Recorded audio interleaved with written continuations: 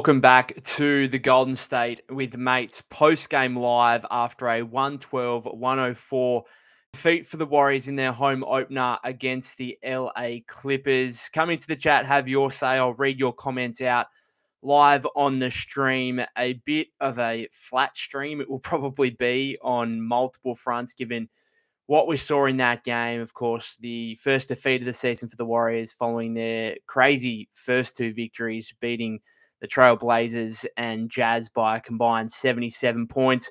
This one, much different. It feels like the energy and the juice from those first two games has fallen flat completely, and the bubble has been burst from what we saw in this game against the Clippers. Not only the 112-104 defeat, but we have to start with the injury concern for Steph Curry, who left the game late in the third quarter with an ankle injury, turned his ankle wasn't even too much. Like, it wasn't like he turned it on someone.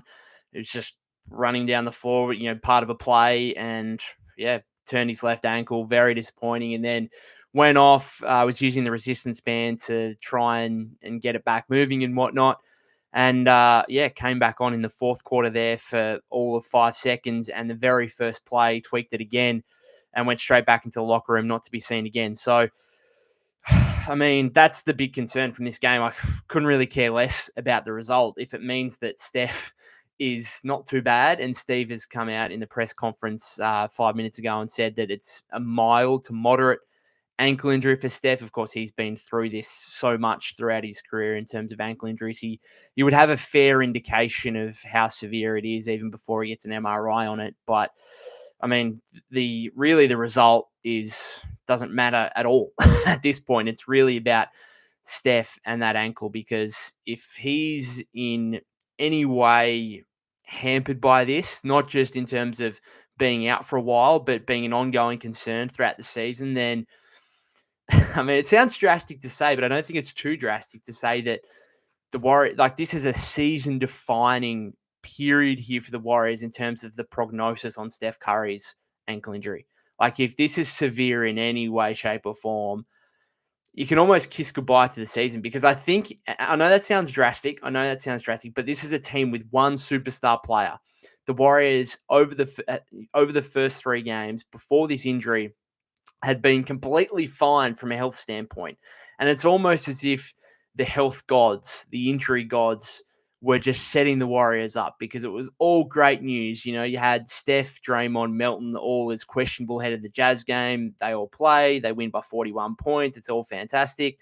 And then, unfortunately, you get to this game, you enter fully healthy, and then your best player, really the only player you could afford to lose, goes down with that ankle injury. And I mean, again, I don't think it's too drastic to say that these next 24 hours until we hear the confirmation on the timeline on Steph's ankle injury, this could be season defining. Because we saw today, like, the Clippers, many came into the season thinking the Clippers were going to be out of the playoff picture, maybe even struggling to make the play-in tournament, having lost Paul George, being without Kawhi Leonard, and there's complete unknown on his injury status at the moment. And yet you saw today a very well-run team, a very well-organized team, who not only beat the Warriors today, but that was the second night of a back-to-back after beating the Denver Nuggets in Denver by 5 yesterday. This is a good basketball team, and yet one that may be only around the play-in tournament. There is going to be so many battles for the Warriors on a nightly basis. And the two teams that they've already played in the first couple of games are the two easiest teams that they're probably going to get in the Western Conference. And from here on out, yes, they're going to play Portland and Utah again. Yes, they're going to play a bunch of teams in the East who aren't great, but the West is going to be a bloodbath. And for the Warriors, they're already kind of skating thin ice as it is in terms of being able to get up into that top 6. They can't afford to lose Steph for 2 or 3 weeks here or more. They simply cannot. Like, where are they going to go without Steph Curry? And this is the exact issue. We've talked about the depth, how good it has been over the first 2 games, and it's been fantastic. But then you get to this situation, and Steve was asked in the postgame, okay, where are you going to go offensively if Steph's out for a little while? And he says, oh, well, Wiggs is going to get more of a look. And I'll get into Wiggs. Wiggs was fantastic, elite in this game. Probably two players, I think, that were a major positive for the Warriors in this game, and I'll get onto it.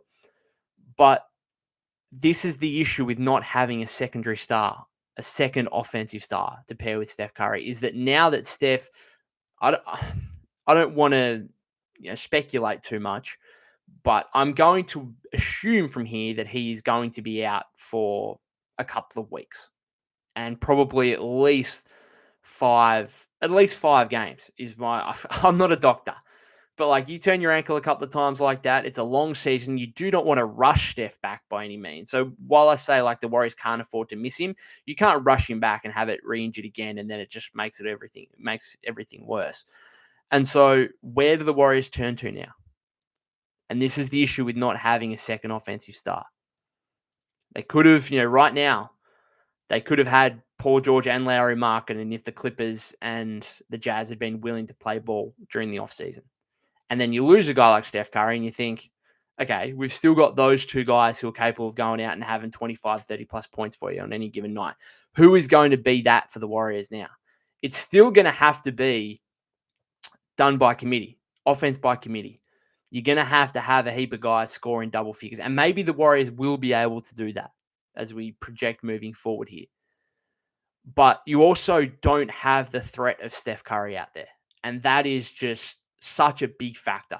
Like, yes, he didn't shoot the ball overly well. Yes, he didn't put up that many points in the first two games. But we all know Steph Curry in his 16th year, we all know the sheer threat that he provides and gives to the opposing defense simply by being out there, let alone actually scoring and shooting the ball himself.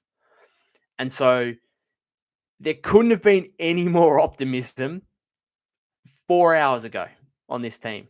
Couldn't have been 3 hours ago. Couldn't have been any more optimism on this team, surrounding this team. And yet, in the space of a few hours, again, I don't want to be too drastic about it, but it is really negative. And that's not just because of the loss, which was disappointing, yes, but it's the Steph injury. And this was always a possibility, unfortunately, that Steph has a bit of a history of injury concerns and that you probably should have expected him to miss some time throughout the regular season. Like, he played over 70 games last season, and that was a high mark for him over the course of the last few years. And so we expected this to probably come at some point. We would have just hoped that it wasn't 3 games into the season where, hopefully the Warriors could have created a bit of a buffer to then be able to allow, or afford to have Steph sit for a week or two. Now it's like, okay, you're still trying to get out of the blocks here. You're still trying to get going. So let me know if you're in the chat. Let me know what you guys thought, what you liked, what you didn't like, what you make of the Steph concern and what you'd be doing moving forward with him. Let's turn to the game itself. I spoke about in the preview episode yesterday, I spoke about the Clippers' way that they were going to win this game, and it played out perfectly for them. In terms of, we know going in, they were 4th in defense. They were 22nd in pace. The Warriors were 3rd in pace, right? And it felt throughout the entire game that the game was on the Clippers' terms in terms of slow, a lot of whistles, a lot of fouling and a lot of whistles subsequently. And the pace of the game was just at the Clippers' level. It's exactly what they wanted. Half-court offense for the Warriors, allowing the Clippers to strangle them defensively, force them into a lot of turnovers. They had 21 turnovers in this game, Golden State, which we know has been a long-term issue for them in the entire Steve Kerr era, right? We know that's been a long-term concern. New faces, doesn't matter. This is the Steve Kerr style. You're going to turn the ball over a little bit. But I also want to give huge credit to the Clippers because they entered the game like, 2 or 3 games of data. How much can you really read into it? But you could tell pretty quickly, particularly in that second quarter where the Warriors at the start of the second quarter just could not get anything going offensively. You could tell pretty quickly that, okay, yeah, there's a reason this team ranks 4th in defense to start the season so far. They, again, didn't allow the Warriors to get into transition. When they did, like when the Warriors tried to, it just all felt a bit rushed and there were quite a lot of bad shots taken. Like if you look at Buddy Hield today, unfortunately, his explosive form from the first 2 games did not translate over whatsoever to this home opener Of course, coming off the 49 points, 12 of 16 from three over the first two games. And we knew there was going to be a regression to the mean. No one's going to shoot 75% from 3-point range over the course of a season. But we would have hoped that maybe it would have been a bit of a slower decline rather than a game like this from Buddy, where he plays nearly 28 minutes, goes 3 of 14 from the floor, 1 of 9 from 3-point range. And I just thought a lot of Buddy's attempts weren't great looks. Like even the one, like the magical 4-point play in the second quarter that he had, like not a great look necessarily. Like he's a great shooter, so he can make those shots. But ideally, you'd like something better. And I just think the Warriors, their shot quality wasn't great in this game, and they turned the ball over, and they missed some free throws. I mean, they were 14 to 22 from the free throw line. So you combine all those things. This was a winnable game. This was a winnable game if you looked after the ball and made some free throws. Like it was. I don't think the Warriors played horrifically. I couldn't fault the effort necessarily. There just wasn't the energy in terms of playing with pace. And credit, again, has to go to the Clippers for that. They're one of the best defensive teams in the league. A lot of wings. Zubac in the middle, who I'll talk about in a second. He was absolutely huge. The game was just on the Clippers' terms throughout. And even when the Warriors made a little bit of a run, like they made a bit of a run, I think late in the third quarter with a few minutes to go, then they had the run without Steph midway towards the last few minutes of the fourth quarter where they were down 11. They went on a 10-0 run. Wiggs kind of initiated that, got the game back to 1, and we thought, wow, maybe the Warriors could steal this. And it would have been a steal. Steve said it in his post-game presser, said, if we'd come back and won the game, great, but we didn't deserve to win that game. And I wholeheartedly agree. Like the Warriors didn't help themselves, but the Clippers, they played very well. And again, it goes down to the fact this is a team that many expect will be around the play-in range. Good team, capable of beating you. And that's what the Warriors are going to face on a nightly basis, essentially, in the Western Conference.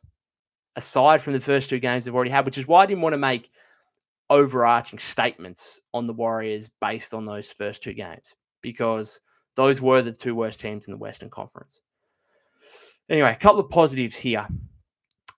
Wiggins, absolutely unbelievable. 29 points, 11 of 15 shooting, 5 of 8 from 3-point range. He was excellent, and it continues his excellent form to start the season. Of course, he had that efficient 20-point night against the Trailblazers to start. Didn't score or shoot the ball well against Utah, but had a career high 10 rebounds in the first half, 13 boards overall, super active, was excellent. And then tonight, just he was the only one that had it going for the Warriors offensively. And we saw with Steph out, they started going to him down the stretch there. Basically, Zubac was playing drop coverage in the paint. Looney come up, set the pick, Wiggs wide open for a jumper, and he was hitting most of them, right? And so superb game from Andrew Wiggins. But the question is now, can you lean on that every game? Because if Steph's out for a little bit, you're going to need that. And I don't know. I'm not ready to say, Wiggs is back. 2022 All-Star Wiggs is back. It looks really good at the moment. This is somewhere nearing the return, but I'm not saying that he's going to be, this guy who's capable of leading your offense and going out and scoring 25 plus for you every night. Now the volume's going to go up because Steph's out, if that's the case.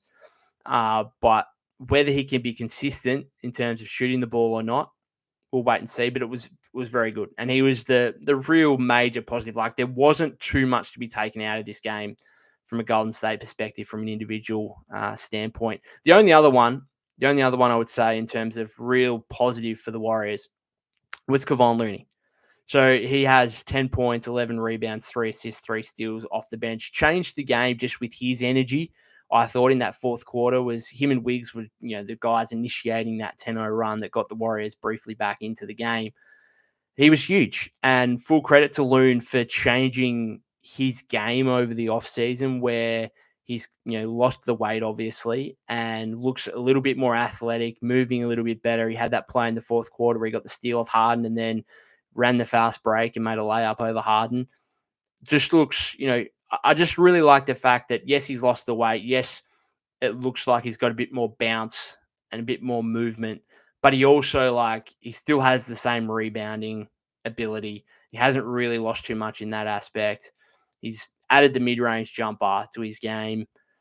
full credit to him. Full credit to him for what looks like at the moment revamping his game enough to where, because like Loon last season was almost unplayable at times, and going into this final year of his contract as an expiring deal, you thought, okay, one, he's probably going to be trade speculation. It's a key piece to try and move salary wise, and two, like what's he going to get contract wise moving forward?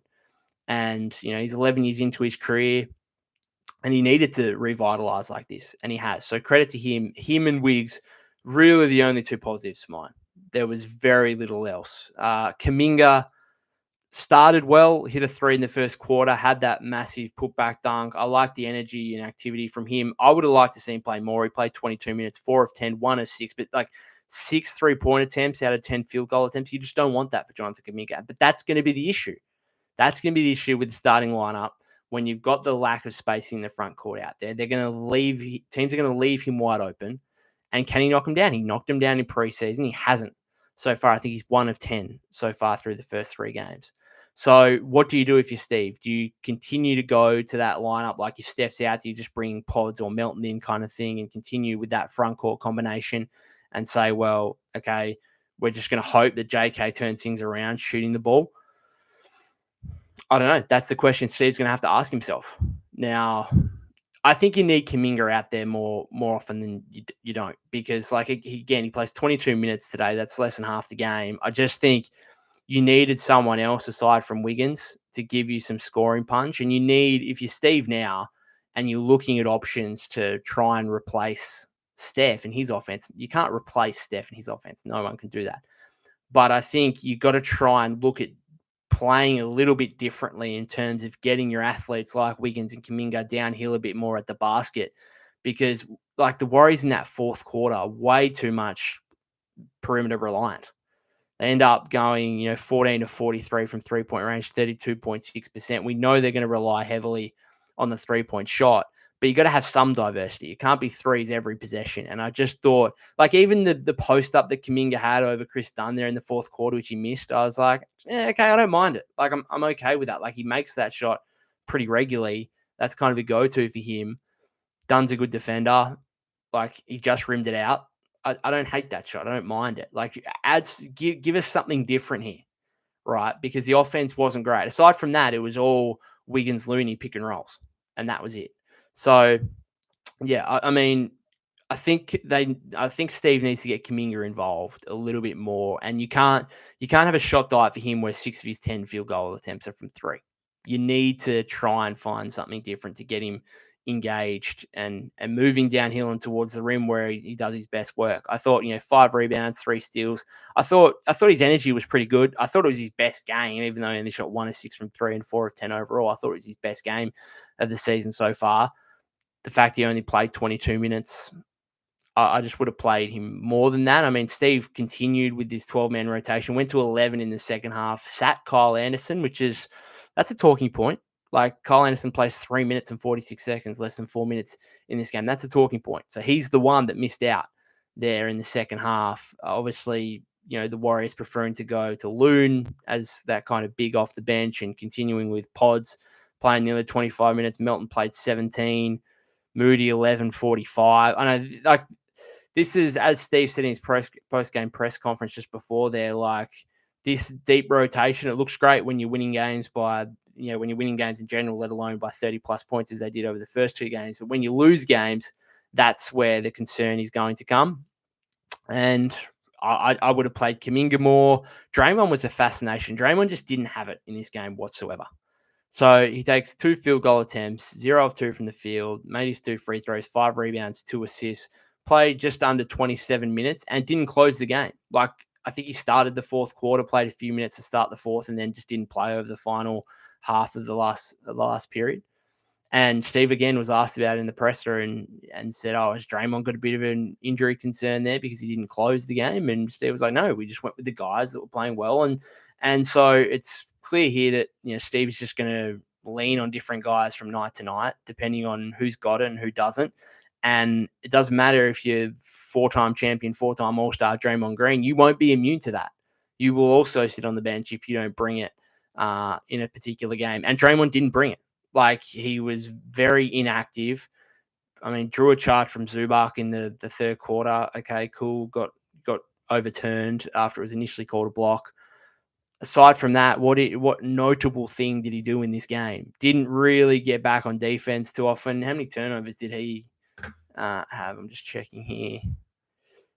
2 turnovers, 4 fouls for Draymond. Like, just not a good Draymond Green game, and that's fine. Like, it's an 82 game season. You're not going to have it every single night, particularly as a veteran, 34 years of age, particularly with the miles on his legs. I get that, but it now does really put the onus on him to play well over this next little stretch, while assumedly Steph's going to be out. So that's going to be the real question mark here on Draymond Green. Is okay, now you've had your one-off game, your bad night, your bad performance. You've got that out of the way. Now we really need you to come back and be better than what you were even in the first 2 games, where he was really good defensively, particularly. So yeah, disappointing performance from Draymond, but the Warriors are going to need him a lot moving forward. I mean, the Warriors starting lineup, it started okay. Started the third quarter, it was okay. Certainly, again, didn't light it up by any means. And as I said before, the fact Kuminga's taking 6 3-point attempts of his 10 field goal attempts, that's a starting lineup issue, because Kuminga really played most of his minutes kind of in that starting group. Trace Jackson-Davis, again, on the preview episode yesterday, spoke about his battle with Zubac. Wanted to see more than what I saw in the preseason opener in Hawaii at the start of the month. And it was one-sided. It was one-sided to the point where Trace played less than 16 minutes, and he got played off the floor. And Steve had to go to Draymond for some minutes against Zubac at center and try and just, again, quicken the pace a little bit, spread the floor a little bit to try and take advantage of Zoo's drop coverage on defense. And it worked a little bit, to be fair. It worked a little bit in terms of trying to pull Zubac out of the paint defensively. And then Loon played a lot. Like, Loon plays 20 minutes and 4 seconds, so he played more than TJD, and rightly so, it must be said. So, I mean, that was just one-sided. And it goes back to, I really like what Trace did over the last few games of preseason, the first 2 games. You'd know that if you've heard the recaps of the first 2 games from me. But my biggest concern with him is, can he go against the guys that are really talented offensively, that are also 7 foot plus? And there's a few of them around the league. You're not going to see them every game, but Zubac, full credit to him. Like, he's developed his game. He's now a talented offensive player where he gets the ball in the paint. If he's putting it up, it's going in over 60% of the time. Like, he's making these little floaters and little hook shots and whatever else at a high rate. And he's also capable, like, he has 6 assists. He also is also capable of making a read if the help defense comes over and kicking it out for an open shooter. And we saw that countless times. And it was simple. Like, this was always the way the Clippers were going to win this game, was slow it down, make it a half-court game, strangle the Warriors defensively, and then let Harden and Zubac do what they do best, pick and roll after pick and roll. And Harden didn't shoot the ball overly well, but had 11 assists. Zubac, dominant, 23 points, 17 rebounds, just controlling the paint on both ends. And then, when the Warriors help defense collapse on Zubac on the roll, he's able to kick out and find the likes of Norman Powell, who started off slow, 2 points in the first half, 18 points in the second half, 13 in the third quarter. He starts making some shots. Derrick Jones Jr., what did he go for in the end? I mean, he started the game hot. He goes 7 of 10 shooting, 3 of 4 from 3, 18 points. Like, he was huge for them. And again, if you're the Warriors, you're probably going to live with that, like Harden, Zubac pick and roll. If the defense collapses and you're leaving Derrick Jones Jr. wide open, you're probably going to live with that from a Warrior perspective. But you know what? Some nights Derrick Jones Jr. is going to hit his threes, and he did in this game. Like, you're literally just taking a risk on whether Jones will knock down his threes in this game or not. The Warriors took that risk on multiple occasions here, and he hit 3 out of 4. And, like, again, that proves that's a big factor in the game. So, I mean, I want to give the Clippers a lot of credit. Like, they're a lot better than what I think people saw the departure of Paul George, saw the departure, or not the departure, but the absence of Kawhi Leonard, and thought, this team just doesn't have enough star power. Therefore they're not going to be, a good team in the Western Conference, and they might be battling to make just the play-in tournament. But James Harden, when he's the fulcrum of your offense, when he's running things entirely, can still be productive and can still be a good offensive player and can still lead a team to being above average on that end of the floor, or around league average even. And then they can make their calling card can be defense, where aside from Harden, who we know isn't a great defender, Norm Powell isn't a great defender necessarily, but you got Jones, who's really athletic and really made his name last season with the Mavericks as their primary wing defender. You got Zubac on the inside, and the Warriors on a few occasions genuinely scared of trying him at the rim. Terrence Mann is a reasonable defender. And then their bench, Chris Dunn plays 28.5 minutes. He's known for his defense. Amir Coffey's got some size. Batum, we know, switchable guy defensively. So they've got a lot of big wings, a lot of switchable guys. And then with Zubac kind of, controlling the paint, they're a tough team to play against. They're a tough team, and they're probably going to bring it. They know they don't necessarily have the star power, so they're going to bring it defensively every game. And if you're not quite on, if you're not quite efficient enough, they will beat you. And that's what the Warriors were. They weren't efficient enough. They turned the ball over 21 times. They missed some threes they were making, obviously, against the Trailblazers and the Jazz. I mean, it was just, it was a disappointing result. But the result of the game, doesn't really, in the grand scheme of things, doesn't matter. It's all about the Steph injury concern. I don't know if I've got really anything too much else. We haven't had any comments at this stage. Probably not surprising, given it's a loss, and people don't necessarily want to come in and talk about negative stuff and disappointing stuff. Rather come in, when it's all positive vibes after a win. I understand that. Anything else? Yeah, I was just really disappointed with the TJD stuff against Zubac. I was hoping that he would have learned a little bit from that preseason game, but I think it's just a physicality aspect to it. He's just a few inches smaller. He's a few pounds lighter than Zubac, and that's the difference. So, what can you do really if you're Trace right now? He's still learning. He's still young. He's in his second year. He's being asked to be the starting center on a team that wants to be good. He's going to have these games against some really talented players, and Zubac is. I think we often see Zubac as, he's just a nice, solid starting caliber center. No, he's got some skill. He's got some real skill, and I think we need to identify that. Anything else? GP2 plays 13.5 minutes. Thought, him getting around the rim early was good, but then he missed a couple of layups later in the game, which was disappointing. Buddy, this is kind of the worst. I still liked his activity. He had 6 rebounds, couple of assists, steal, a block shot. Still running around the floor, but this is kind of, that was the worst version of Buddy Hield, where he can't hit a shot. A couple of his fouls late in the game were just stupid. He had that foul on Harden towards the end there, where the Warriors still had a 2% chance, and Buddy Hield's foul made it a 0% chance and fouled for no reason, really. Pods' scoring is the biggest concern. 2 of 8, 0 of 5. Did have 5 rebounds, 4 assists. Pod's still doing stuff. He was a -2 in this game. Not great for his plus-minus, which we always know is high. But, yeah, he's scoring at the moment. He had that nice step through in the third quarter where he made a layup at the rim. But, other than that, the 3 ball's not falling, and that's the biggest concern there at the moment. Melton 3 of 5, 2 of 4 from deep, but then he airballed that one in the fourth quarter, which was ugly. 8 points. I don't know. Would I like to see him play a little bit more? Maybe, but then who? I'm surprised with how much Steve went to Buddy, to be honest, in that fourth quarter. I would have preferred, okay, let's get some offensive stuff for Kuminga a little bit.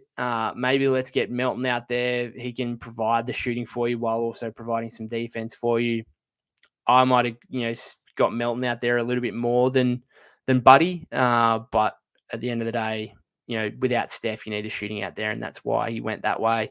Moody, not a great game, pretty ineffective. 1 of 3, 1 of 2. And Anderson, I guess, is a talking point, having played less than 4 minutes and not playing at all in the second half. Other than that, guys, we'll finish it up there. Let's fingers crossed for Steph's ankle. That's all we really have to take from this game. Fingers crossed for Steph's ankle. And if it's If it's no good, then the Warriors probably aren't going to be good for a while until he comes back. And it's going to be interesting to see where they go from here. But I might be back tomorrow. I think they've got the Pelicans. I'm just checking here. Pelicans on Wednesday, I believe. Let me double check. Maybe not. Maybe it's Thursday. Maybe they've got a couple of days off. I'm just checking here. They've got Pelicans. I think it's a back-to-back, isn't it? No, I was right the first time. No, yeah, Tuesday, Wednesday is the back-to-back home at the Pelicans, who had a bad loss today against the Portland Trail Blazers, lost by nearly 20, I think, or around 20. Just checking that again. Yeah, 22, 125, 103 in the end. So they haven't been great. That comes after a Brandon Ingram game winner, essentially, to beat the Trail Blazers in the first of those two matchups. So not great for the Pelicans, but without Steph, they're going to have a real opportunity. Tommy says JK to Portland. What would you want back is the question mark there, because I'm not sure what Portland would have. The Warriors would be interested in. Is it Jeremy Grant? Well, cool, but then you'd have to try and get up to Grant's salary, and that would include Andrew Wiggins, and you're not trading Andrew Wiggins for Jeremy Grant right now. For Donovan Clingan, and if possible, get Avdia or picks. I don't think they'd be giving up Clingan for Kuminga. I'm not even sure they'd give up Avdia for Kuminga based on the fact they just gave up picks for Denny, and he's on a really good contract. And I think that's the thing, is any team that wants to trade for JK right now, you basically, to trade for him, you have to appreciate that you're going to have to give him whatever he wants in free agency, essentially like $30+ million to keep him around long term. Like, you're not going to trade anything of value for him to then let him walk out the door in free agency. So that's going to be the concern, and that's why JK's value is probably going to be not overly high this season before the February trade deadline. Bascando Rosita says, start Moody over Kuminga. We need a true big. Yeah, this is always a concern when you have a guy like Zubac go for 23, 17, and 6. The fact the Warriors don't have a genuine 7-footer that they can just throw out there and say, all right, just bang bodies with Zubac for a bit. You're left, having, Trace out there who's giving up size. And then if you want to play differently, you're left with Draymond doing that. And it's a major concern. And the Warriors have got away with it over the first couple of games. But again, you're going to come up against these guys who you're just conceding something offensively. You're conceding something defensively. Like, you've got to pick and choose. Okay, do we want to let Harden work in isolation, where he's been one of the best isolation players of all time over the course of his career, really? Do we want to let Zubac get all he can eat at the rim, or do we want to collapse? And he's good enough now to be able to hit those wide open shooters and see if Derrick Jones Jr. can knock down some shots. And again, he did in this game. So just going back to the Kuminga point, I'd love to get Denny Avdia from Portland. I think he's a fantastic player and a fantastic contract, again, because of the contract situation there, and because of the fact they gave up picks. Portland wouldn't be doing that. But there's certainly going to be some intrigue. This is the kind of game where you're like, okay, well, the Warriors do need to make a trade, but you can't be too overreactionary on you can't be too reactionary on that, because we saw the first two games and it was all positive vibes and fantastic. And I'm certainly trying to appreciate that it's an 82 game season. You can have some bad games, you can have some games where you turn the ball over a bit and you're not quite efficient offensively. We understand that, and from that perspective, I can deal with the loss. I just don't think that the Warriors can deal with Steph being out for 2 or 3 weeks here, because they've got a pretty difficult schedule where I think they've got the Pelicans for these back-to-back home games, which are 2 games you would have liked. You would have thought, okay, yeah, we might win those games, but like if Steph's out, then that puts that in major question. And then they go on the road for 5 road games. I think it's like the Rockets. Not sure who's next after that, but then you close with like Boston, Oklahoma City, Cleveland. And not to project forward and be, again, I don't want to be too drastic about it, but like if if Steph misses those next 7 games, the Warriors could easily go like 1-6, and now they're like 3-7 to start the season after winning their first 2 games by a record amount. And things can just change so quickly. And that's why I think, yes, we could have foreseen Steph getting injured at some point this season, but 3rd game in, you wouldn't have wanted that. And because, it could lead you, once Steph returns, to being way behind the eight ball, and then you've got very little room for error. That's what we saw last season. Now, yes, it wasn't a Steph injury; it was a Draymond suspension. Where once Draymond came back, Warriors were really good, right? Like, what were they, 27-12 over the last 39 games of the season, one of the best teams in the league, and yet they still can't make the playoffs because they left themselves with too much to do based on what they were doing over the first half of the season. So we'll wait and see. I might be back tomorrow for an episode, just give an update, give some more thoughts in regards to the Steph injury, but fingers crossed that is okay. I'll finish it up there. If you haven't subscribed to the YouTube channel already, that would be greatly appreciated. You can follow me at POC252. That's POK252 on X/Twitter. We're also on Instagram and TikTok at Golden State with Mates as well. Other than that, guys, hope for those of you in America, you try and get a good night's sleep after this loss. And for everyone else, I'll see you on the next episode.